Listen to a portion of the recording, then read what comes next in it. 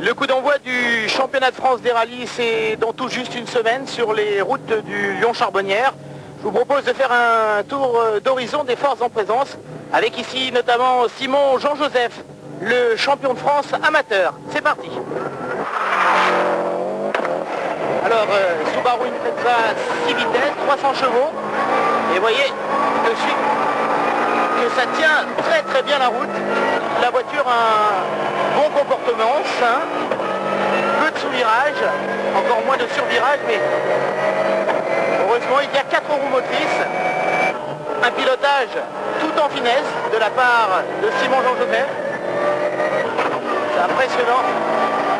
La voiture tout en glisse, elle a les 4 roues, sa motrice à l'accélération. On sent à la fois les roues avant, les roues arrière, tout pousse dans cette Subaru Impreza ou pas de l'équipe City Sport. Alors bien sûr, Simon Jean-Joseph, ce sera l'outsider de ce championnat de France des rallyes. Moi, mon objectif vraiment, c'est d'essayer d'être le plus régulier possible, de faire de belles courses, quelques coups d'éclat si possible. Et puis, je pense que ça devrait payer en fin d'année pour essayer de monter sur une démarche du podium.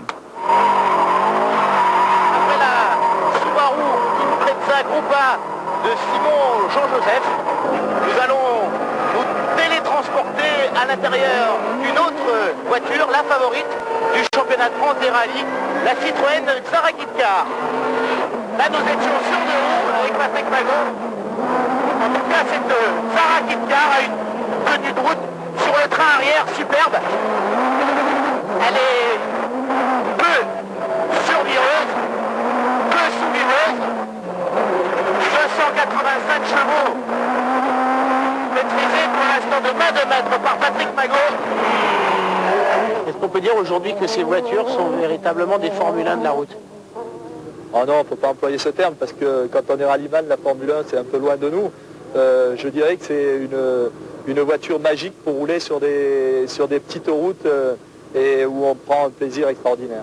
À première vue, on peut s'apercevoir, c'est que Philippe Bugalski n'a pas du tout le même style de pilotage que Patrick Magot.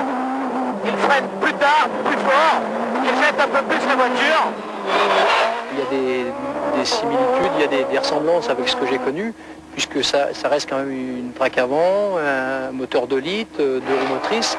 C'est une autre génération de voitures, plus jeune, qui demande qu'à évoluer. Vendredi soir à Lyon, 200 concurrents s'élanceront pour la première des 10 épreuves du championnat de France. Autres pilotes à surveiller donc, Fabien Gwenlen sur la Citroën Saxo Kit-Car, Marc Champeau et Benoît Rousselot sur les Mégane Maxi semi-officiels, ou bien encore Gérard Morin sur une Ford Escort Cosworth. Du côté du groupe N, il faudra surveiller Eddy Mercier avec sa Mitsubishi, tout comme Serge Sastre en groupe F avec sa mythique Porsche 911.